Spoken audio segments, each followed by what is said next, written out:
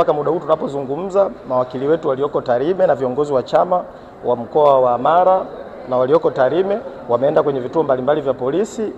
Kifupi, makamu mwenyekiti wa Chadema John Heche hajafika huko Tarime wala Mara. Kwa mpaka sasa hatufahamu kwamba makamu mwenyekiti wa chama John Heche yuko wapi. Sasa sisi kama vijana wa Chadema na kama baraza la vijana tutoe wito kwa jeshi la polisi kwamba kwa sasa dunia ina maendeleo makubwa ya sayansi na teknolojia.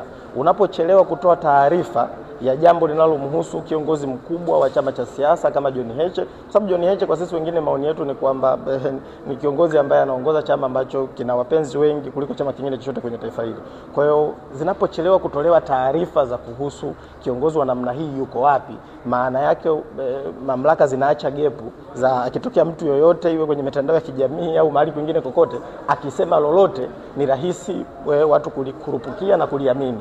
Kwa ni wito wetu sisi kama vijana wa Chadema kwa jeshi la polisi, mpaka muda huu walipaswa kuwa wametoa taarifa rasmi ya kwamba wanamshikilia makamu mwenyekiti wa Chadema John Heche wapi, yupo kituo gani cha polisi, wanamshikilia kwa makosa gani na watampeleka mahakamani lini. Sasa taarifa zote hizi hatunazo, chama hakina, ndugu wa makamu mwenyekiti wa Chadema John Heche hawana, na hakuna mtu yoyote anayejua kwamba kwa sasa kiongozi wetu wa chama yuko wapi.